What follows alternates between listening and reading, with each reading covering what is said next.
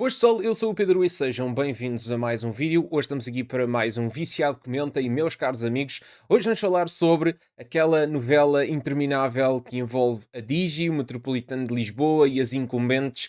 Desta vez temos aqui mais um excelente artigo escrito pelo Ricardo José Saraiva, que veio aqui até à capital e esteve a fazer alguns testes precisamente no metro de Lisboa que nos dão alguns dados mais recentes para percebermos o estado atual do desenvolvimento da rede da Digi naquela infraestrutura. Bom, antes de começarmos o vídeo, vou-vos pedir aquelas coisas que peço sempre. Em primeiro lugar, deixa o teu like, subscreve o canal, tens aí o botão de aderir caso queiras apoiar o projeto. Por apenas 99 cêntimos por mês tens acesso a todos os conteúdos de uma forma prioritária. Podes passar também em viciadocomenta.pt, que é o meu site, onde vais conseguir encontrar um conjunto de artigos escritos por mim e que vão servindo também de análise aqui para os nossos vídeos. Tens também a nossa parceria com a Instant Gaming, o link está na descrição, caso queiras fazer compras através do nosso link, nós agradecemos e também farás seguramente uma boa poupança na Instant Gaming. Bom, meus amigos, então vamos falar sobre aqui as novidades. Bom, Digi no Metro de Lisboa, uma novela antiga.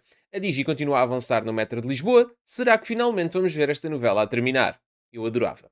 Em março de 26, aqui no Viciado Comenta, tivemos a oportunidade de analisar o caso que envolve a Digi Portugal e o Metropolitano de Lisboa, com o objetivo de encontrar uma solução que permitisse à primeira garantir a instalação das suas antenas na infraestrutura da segunda. Numa análise conduzida por Ricardo José Saraiva, temos agora novos dados que ajudam a compreender o estado atual do serviço em abril de 26. Aqui está, já lá vamos com mais atenção.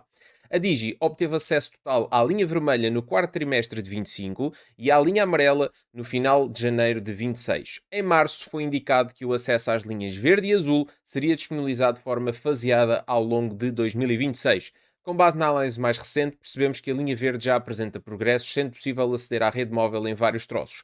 Na linha azul, o cenário apresenta ser mais complexo, não existindo ainda sinal numa das linhas mais movimentadas do metro de Lisboa. As velocidades animam. Se olharmos para os testes em 5G, os resultados são bastante positivos. Com velocidades a ultrapassar os 500 MB de download e os 37 MB de upload, a experiência para o utilizador será, na maioria dos casos, bastante satisfatória.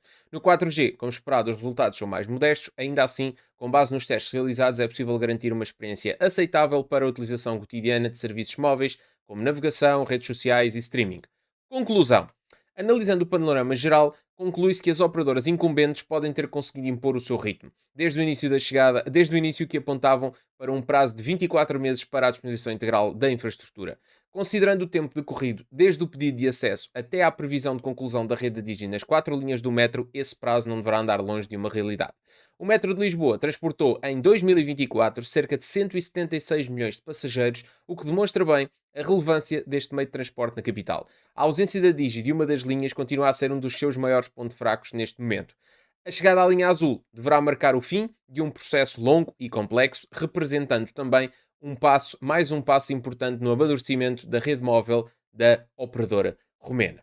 Bom, meus amigos, portanto, muita informação aqui, inclusive eu não vos cheguei a mostrar. Esta foi a notícia na altura, dia 5 de março, que eu redigi, depois também fiz um vídeo sobre isso, dando conta as questões que foram colocadas por parte de alguns elementos do partido Chega ao Ministro das Infraestruturas, Miguel Pinto Luz, precisamente por causa desta questão, para perceber o que é que estava a acontecer, porque diariamente milhares de utilizadores da Digi não têm acesso, digamos assim, às infraestruturas de telecomunicações da sua rede num espaço público. Volto a referir, o metro de Lisboa é uma infraestrutura pública. O facto de milhares de portugueses não terem acesso numa das linhas neste momento, na altura em duas, a uma infraestrutura tão importante como são as infraestruturas tecnológicas em Portugal, tanto tempo depois da luz verde para a entrada ao serviço de uma operadora em Portugal, é algo que deve ser passível de análise por parte do governo, certo? Porque todos os dias clientes estão a ser lesados e todos os dias os clientes se veem sonegados num direito que é o acesso às telecomunicações. Principalmente porque não estamos a falar de uma circunstância em que a operadora em causa não está a fazer o seu trabalho. A operadora esteve desde o dia zero disponível para entrar na infraestrutura do metro de Lisboa. Não vou voltar aqui a referir a situação toda, vocês já a conhecem, mas o que acontece é que este processo foi arrastado demasiado tempo e, portanto, foi aqui solicitada a intervenção do governo nessa altura. Felizmente parece estar a haver alguns avanços, mas esses avanços não são os avanços esperados. Porquê? Na altura, nesse vídeo que eu fiz e nessa análise que eu fiz, ficou prometido, a resposta que o governo deu foi que o acesso à linha verde e à linha azul seria feito gradualmente, de forma faseada ao longo do ano 2026. Vamos em final de abril. E a linha verde aparentemente está concluída. A linha azul ainda não. Quanto mais tempo é que isto vai demorar? Vamos chegar até ao final de 2026 para vermos a cobertura da Digi estar nas 4 linhas no Metropolitano de Lisboa. Vamos voltar a esta questão? Eu espero que não. Eu espero que a próxima vez que eu vier falar sobre este assunto seja precisamente para dar conta da publicação da Digi de que finalmente chegaram ao metro de Lisboa. Porque isto claramente é uma das maiores palhaçadas do setor das telecomunicações que nós tivemos a oportunidade de ver. Inclusive, seria uma excelente questão, porque vocês já perceberam muito do que está aqui em causa. Aliás, tem-se visto que as incumbentes têm também trabalhado no sentido de melhorar as suas velocidades na infraestrutura do metro de Lisboa. Aquilo que foi dito desde o dia 1 é que a infraestrutura precisava de ser refeita em algumas zonas e, portanto, que a Digi teria que aguardar até essa altura. Pode-se dizer aquilo que se quiser. Agora, o facto de a Anacom se ter eclipsado no meio deste processo todo, o facto de a maioria dos partidos que têm assento parlamentar não terem sequer se preocupado com um assunto desta importância, estamos a falar de telecomunicações, eu sei que o país tem muito mais coisas importantes também para se preocupar, mas nós temos tantos deputados, nenhum daqueles deputados, muitos deles, que têm um grau de atuação no espaço público tão pequeno, nenhum deles podia ter levado esta questão também.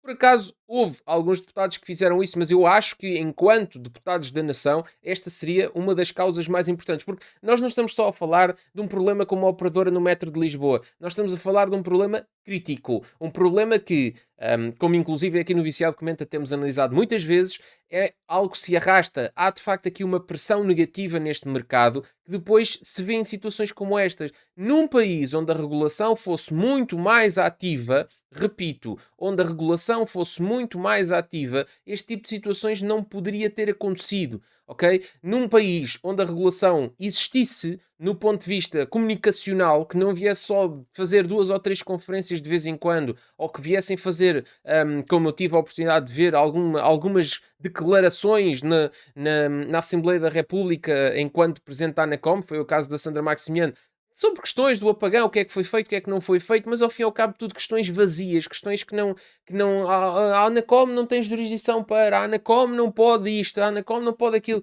Meus amigos, o que é que a Anacom pode?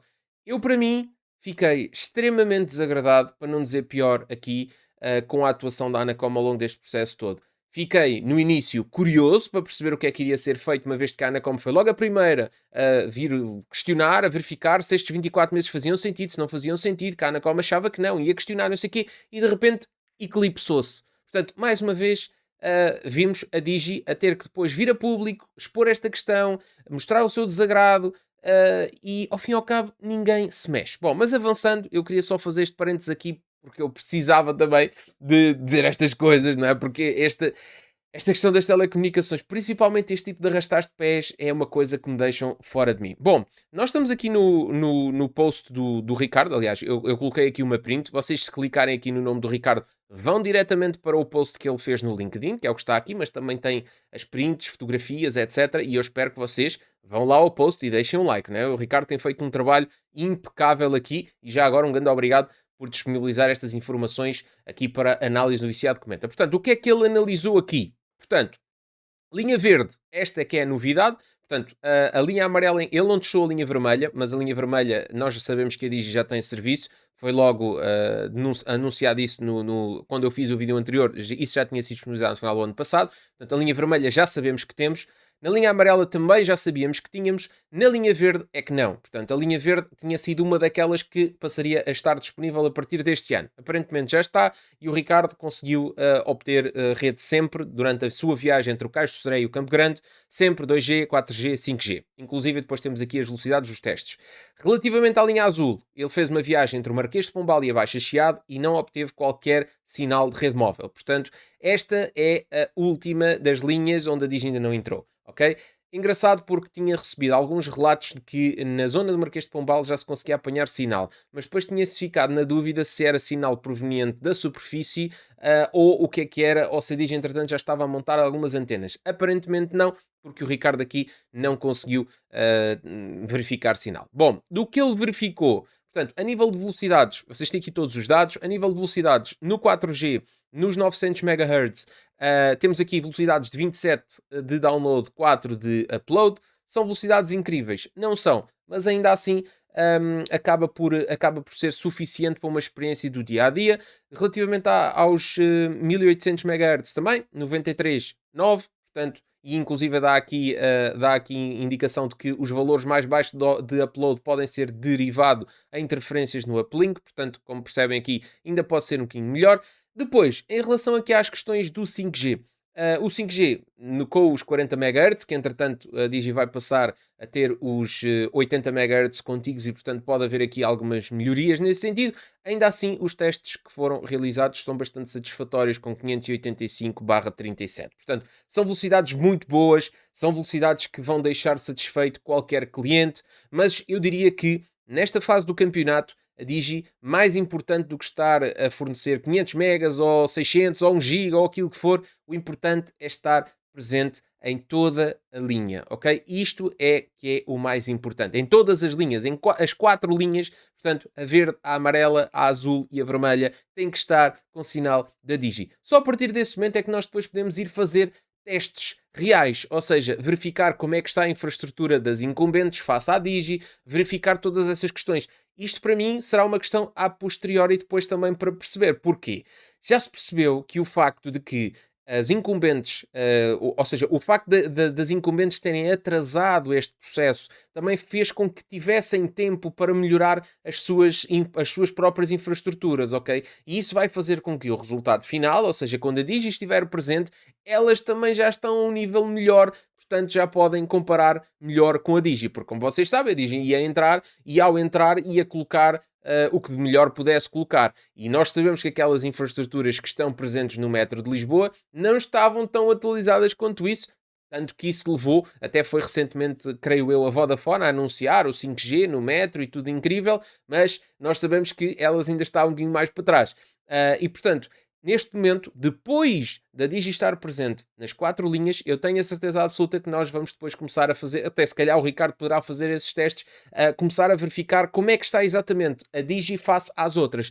Porque aí é que o jogo vai começar, não estou a dizer só no questão do metro, mas quando a Digi estiver estabelecida no território nacional, aí depois é que o jogo vai começar. Porque aí depois acabou aquela história do mas vocês nem têm cobertura aqui e ali, não sei onde. Porque é assim, se nós formos a verificar, não há nenhuma operadora em Portugal que tenha 100% de cobertura. Há falhas, inclusive há vários de vocês que me mandam mensagens que dão conta, na minha aldeia eu não tenho Vodafone, Mel, a Digi está melhor que as outras, ou as outras estão melhores que a Digi. Ou seja, nunca vai haver 100% de serviço em todo lado. E eu quero que vocês tenham essa noção. Precisamente porque isso só poderia acontecer se algum dia houvesse alguém na Anacom com cojones que obrigasse a um roaming nacional. Nessa altura, muito provavelmente, nós poderíamos tentar almejar o roaming, nós podíamos tentar almejar a cobertura a 100%. E mesmo assim seria difícil, porque há sempre zonas onde isso não é possível. Mas juntando a capacidade das várias operadoras e se elas comunicassem entre si,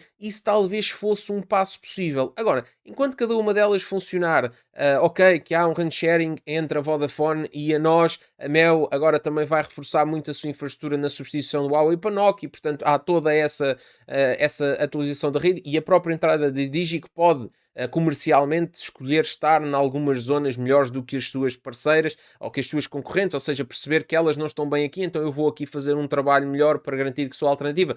Tudo isso pode influenciar positivamente, mas nunca vai ser 100%. Portanto, as falhas que a Digi pode ter, eu tenho a certeza absoluta que vocês vão conseguir encontrar algumas falhas semelhantes noutras localidades com outras operadoras. Portanto, 100% nunca será. Agora, a partir do momento em que situações como estas do metro e outras, nomeadamente infraestruturas que são geridas por terceiros, nomeadamente questões de centros comerciais, parques subterrâneos, zonas onde ainda há muitos problemas e onde não basta a Digi querer. Vocês têm que entender isso. Neste momento em Portugal não basta a Digi querer. A Digi não pega numa carrinha cheia de antenas e vai montar uma infraestrutura de serviço móvel num centro comercial de alguém. É preciso falar com a administração desse centro comercial, é preciso desenhar um projeto de redes, é preciso delinear onde é que vão ficar as antenas. Pois, entretanto, se houver interesse em atrasar este processo, vai alguém dizer: não, não, eu não gosto da antena neste ângulo, esta antena tem que ficar no outro lado qualquer, ou até pode dizer que não quer. Portanto, não há ninguém que seja 100% obrigado a de repente fornecer acesso a essas infraestruturas. É óbvio que quanto maior o peso que a Digi for tendo ao longo dos próximos anos, maior peso isso também terá nas administrações desses centros comerciais. Vamos lá ver uma coisa: há alguém que tenha interesse em dizer assim, bom, então no meu centro comercial, vamos imaginar que a Digi daqui a 5 anos tem 1 milhão de clientes móveis ou 1,5 milhão de clientes móveis. Vamos dizer, não, não, no meu centro comercial este 1 milhão ou 1,5 milhão de clientes móveis não vai ter serviço satisfatório. Não há nenhuma administração que vá querer isso. Da mesma maneira, depois podemos andar aqui a falar sobre outras questões, nomeadamente, vamos falar sobre a Sport TV. Se de hoje para amanhã a Digi tiver 1 milhão de clientes fixos, pois então, muito provavelmente, a Sport TV só tem uma solução: é abrir as portas à Digi. Caso contrário, o que vai acontecer é ser comida de cebolada nas audiências, porque ninguém vai ver Sport TV se tiver toda a gente na Digi, né? Portanto, a questão é, só o crescimento da Digi é que vai garantir que muitos destes problemas se vão resolvendo mais depressa. Mas apesar de tudo, este em particular do metro de Lisboa parece-me a mim ser algo que já devia estar resolvido há muito tempo, e como eu disse no vídeo anterior, é uma das coisas que mais devia de envergonhar as instituições que regulam telecomunicações em Portugal, nomeadamente a Anacom e a sua presidente Sandra Maximiano, que simplesmente viu as incumbentes fazerem de gato-sapato aquilo que a Sandra Maximiano tinha dito. Pode-se alegar, e foi o que eu disse também no último vídeo, podemos alegar questões de infraestrutura, podemos até ter todas as razões do mundo e mais algumas, mas o facto de nunca ter sido divulgado ao público esta questão, ou seja, nunca se veio a público dizer: meus amigos, vocês estão a falar pão, estão a dizer que nós isto, nós aquilo, nós o outro. Vamos a factos. E os factos são estes, estes, estes e estes. Estão a ver como não é responsabilidade nossa. Nós temos mesmo que fazer isto, aquilo e o outro para isto ser possível. Está aqui, está esclarecido, está aqui a informação. Nunca ninguém trouxe essa informação ao público. E não trouxeram porquê? Deixa a vossa interpretação. Meus amigos, fica aqui mais um vídeo. Um grande obrigado ao Ricardo José Saraiva por ter partilhado aqui este conteúdo connosco e pelo excelente trabalho que tem feito. E agradeço-vos uma vez mais a vocês pela audiência em mais um Viciado Comenta. Um grande abraço e vemos no próximo vídeo.